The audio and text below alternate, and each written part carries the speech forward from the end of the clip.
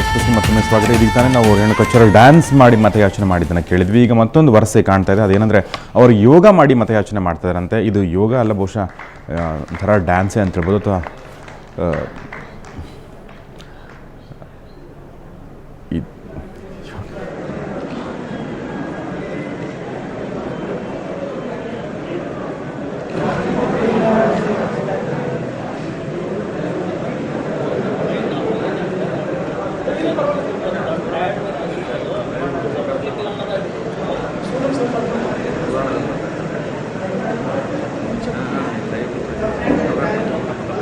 ದಯಮಾಡಿ ಯಾರು ಗಲಾಟೆಯನ್ನು ಮಾಡಬಹುದು.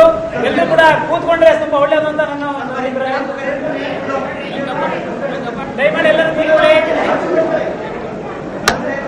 ಸಾರ್ವಜನಿಕರು ಯಾರು ಗಲಾಟೆಯನ್ನು ಮಾಡಬಹುದು. ಎಲ್ಲರೂ ಶಾಂತಿಯಿಂದ ಕೂತ್ಕೊಳ್ಬೇಕಾಗಿ ನಾನು ಕೇಳ್ಕೊಳ್ತೀನಿ. ಈಗ ಮಾಡ್ತಕ್ಕಂಥದ್ದು ಪದ್ಮಾಸನ. ಇದರಿಂದ ಮೊಣಕಾಲು ನೋವು ನಿವಾರಣೆ ಆಗುತ್ತೆ. ಧ್ಯಾನ ಮಾಡಲಿಕ್ಕೆ ತುಂಬಾ ಇಂಪಾರ್ಟೆಂಟ್ ಆಸನ. ಮೊಣಕಾಲು ನೋವು, ಹಿಂಬಡಿ ನೋವು ನಿವಾರಣೆ ಆಗುತ್ತೆ. ಎಷ್ಟೇ ನಡೆದ್ರೂ ಕೂಡ ಈ ಒಂದು ಆಸನದಿಂದ ಅದು ನಿವಾರಣೆ ಆಗ್ತದೆ. ವಜ್ರಾಸನ ತುಂಬಾ ಇಂಪಾರ್ಟೆಂಟ್. ನಮ್ಮ ಬಾಡಿ ವಜ್ರ ಆಗಬೇಕು ಅಂದ್ರೆ ನಾವು ಪ್ರತಿನಿತ್ಯ ವಜ್ರಾಸನ ಹಾಕಬೇಕಾಗ್ತದೆ. ಯೋಗ ಹುಟ್ಟಿದ್ದು ನಮ್ಮ ದೇಶದಲ್ಲಿ, ಆದ್ರೆ ಬೆಳೀತಾ ಇರೋದು ವಿದೇಶಗಳಲ್ಲಿ. ಅವರಿಗೆ ಯೋಗವನ್ನು ಕೊಟ್ಟು ರೋಗವನ್ನು ಮಾತ್ರ ನಾವು ತಗೊಳ್ತಾ ಇದ್ವಿ. ಈಗ ಮಾನ್ಯ ಅಬಕಾರಿ ಸಚಿವರು ಸೂರ್ಯ ನಮಸ್ಕಾರವನ್ನು ಮಾಡ್ತಾರೆ. ಯಾರು ಕೂಡ ಮಾತಾಡಬಾರ್ದು. ಅದರಲ್ಲಿ ಬರ್ತಕ್ಕಂಥ ಲಾಭಗಳನ್ನು ಕೂಡ ನಾವು ತಿಳಿಸ್ಕೊಡ್ತೀವಿ.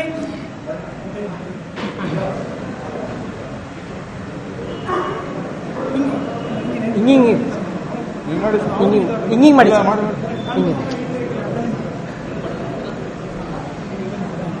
ನಮಸ್ಕಾರಾಸನ, ಉಸಿರು ತಗೊಳ್ತಾ ಊರ್ಧ್ವಾಸನ, ಉಸಿರು ಗಾಳಿ ಮಾಡ್ತಾ ಹಸ್ತವಾದಾಸನ. ಇದರಿಂದ ಹೊಟ್ಟೆ ಕರಗುತ್ತೆ. ಸೊಂಟವನ್ನು ಸಡಲ ಬಿಡಿ. ಬಲಗಾಲನ್ನ ಹಿಂದೆ ಕಳಿಸಿ ಬಂದು ನೋಡಿ. ಏಕಪಾದ ಪ್ರಸರಣಾಸನ, ದ್ವಿಪಾದ ಪ್ರಸರಣಾಸನ. ಇವುಗಳಿಂದ ಕೈಗಳಿಗೆ ಶಕ್ತಿ ಬರುತ್ತೆ. ಭೂಧನಾಸನ, ಉಸಿರು ಬಿಡ್ತಾ ಇಲ್ಲಿ ಕಾಲಿಗೆ ಮತ್ತು ತೊಡೆಗಳಿಗೆ ಚೆನ್ನಾಗಿ ವ್ಯಾಯಾಮ ಆಗ್ತದೆ. ಸಾಷ್ಟಾಂಗ, ಉಸಿರು ತಗೊಳ್ತಾ ಭುಜಂಗಾಸನ, ಸೋಮಾರಿತನವನ್ನು ನಿವಾರಣೆ ಆಗುತ್ತೆ. ಭುಜಂಗಾಸನದಿಂದ ಸೋಮಾರಿತನವನ್ನು ನಾವು ನಿವಾರಣೆ ಮಾಡ್ಕೊಳ್ಬಹುದು. ಸೊಂಟಕ್ಕೆ ಹೊಸ ಶಕ್ತಿ ಬರುತ್ತೆ. ಭೂಧರಾಸನ, ಕಾಲುಗಳಿಗೆ ಚೆನ್ನಾಗಿ ವ್ಯಾಯಾಮ ಆಗ್ತದೆ. ಏಕಪಾದ ಪ್ರಸರಣಾಸನ, ಯಾವ ಕಾಲಿಂದ ಕಳಿಸಿ ಆ ಕಾಲು ಮುಂದೆ ಬರಬೇಕು. ಇದರಿಂದ ಕೈಗಳಿಗೆ ಮತ್ತು ಭುಜಗಳಿಗೆ ಚೆನ್ನಾಗಿ ವ್ಯಾಯಾಮ ಆಗ್ತದೆ. ಹಸ್ತಪಾದಾಸನ, ಇದರಿಂದ ಹೊಟ್ಟೆ ಕೊಬ್ಬು ಕರಗುತ್ತೆ. ಉಸಿರು ತಗೊಳ್ತಾ ನಮಸ್ಕಾರಾಸನ, ರಿಲ್ಯಾಕ್ಸ್. ಸೂರ್ಯ ನಮಸ್ಕಾರದಿಂದ ಚರ್ಮದ ಕಾಯಿಲೆಗಳು ನಿವಾರಣೆ ಆಗ್ತದೆ. ಹೊಟ್ಟೆ ಬೊಜ್ಜು ಕರಗುತ್ತೆ. ಈಗ ಮುಂದೆ ಮಾಡ್ತಕ್ಕಂಥದ್ದು ತ್ರಿಕೋಣಾಸನ.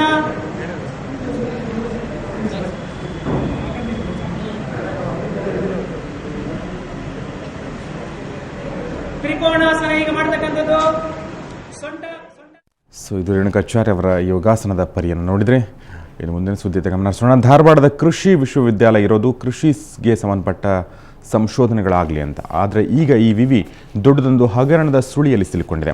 ದಿನಗೂಲಿ ನೌಕರರನ್ನು ಖಾಯಂ ಮಾಡಲು ಪ್ರತಿ ನೌಕರರಿಂದ 65 ಲಕ್ಷಕ್ಕೂ ಹೆಚ್ಚು ಹಣವನ್ನು ಸಂಗ್ರಹ ಮಾಡಿರುವ ಆರೋಪಕ್ಕೆ ಆ ಕುಲಪತಿ ಹಂಚಿನಾಳ್ ಗುರಿಯಾಗಿದ್ದಾರೆ.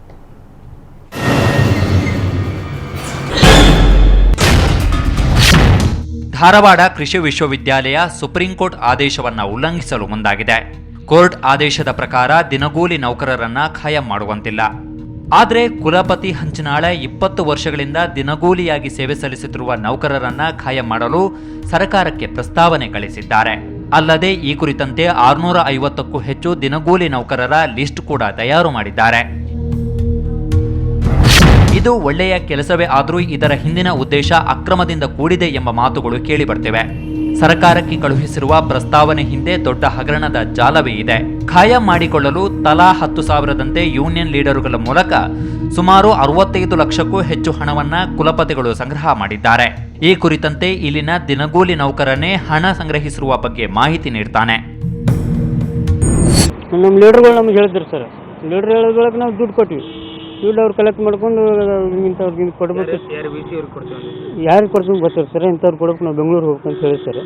ಬೆಂಗಳೂರು ಹೋಗ್ಬೇಕಂತ ಹೇಳಿದ್ದಕ್ಕೆ ನಾವು ಕೊಟ್ಟಿದ್ದೀವಿ ಸರ್.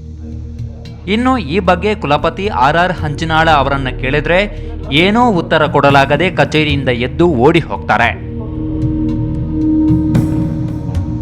ಏನು ದಿನಗೂಲಿ ನೌಕರರು ಇದ್ದಾರಲ್ಲ ಅವರನ್ನು ಈಗ ಈ ಸರ್ಕಾರಿ ಏನಿದೆ ಇರ್ತಲ್ಲ ಪ್ರೊಸೀಜರ್ಸ್ ಇದೆಯಲ್ಲ ಆ ಪ್ರೊಸೀಜರ್ ಪ್ರಕಾರ ಏನು ಮಾಡಲಿಕ್ಕೆ ಸಾಧ್ಯ ಇದೆ ಅದನ್ನೇ ನಾವು ಪ್ರಯತ್ನ ಪಡ್ತಾ ಇದ್ದೀವಿ. ಅಷ್ಟು ಮಟ್ಟಿಗೆ ನಾನು ಹೇಳ್ಬೋದು. ಈ ಹಗರಣದಲ್ಲಿ ಕೃಷಿ ಸಚಿವ ಉಮೇಶ್ ಕತ್ತಿ ಹೆಸರು ಕೂಡ ತಳುಕು ಹಾಕಿಕೊಂಡಿದೆ. ಹೀಗಾಗಿ ಸಚಿವರು 2 ದಿನದಲ್ಲಿ ತನಿಖೆ ಕೈಗೊಂಡು ವರದಿ ನೀಡುವಂತೆ ಕುಲಪತಿಗಳಿಗೆ ಆದೇಶ ನೀಡಿದ್ದಾರೆ.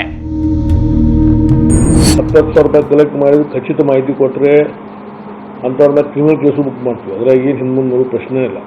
ಫಸ್ಟ್ ಅವ್ರನ್ನ ಮಂತ್ರಿ ಬಂದಾಗ ಬಂದು ಭೇಟಿಯಾಗಿದ್ರು. ಅದಾದಮೇಲೆ ಇಲ್ಲಿವರೆಗೆ ದಿನಗೂಲಿ ನೌಕರರು ಅವ್ರ ಸಂಘ ಯಾರೂ ನಂಗೆ ಭೇಟಿಯಾಗಿಲ್ಲ. ಒಟ್ಟಿನಲ್ಲಿ ಸುಪ್ರೀಂ ಕೋರ್ಟ್ ಆದೇಶವನ್ನ ಲೆಕ್ಕಿಸದೆ ಖಾಯಂ ಮಾಡಲು ಸರ್ಕಾರಕ್ಕೆ ಪ್ರಸ್ತಾವನೆ ಕಳುಹಿಸಿರುವುದು ಚರ್ಚೆಗೆ ಗ್ರಾಸವಾಗಿದೆ. ಅಮರೇಶ್ ರಾಥೋಡ, ಸುವರ್ಣ ನ್ಯೂಸ್ 24/7 ಧಾರವಾಡ.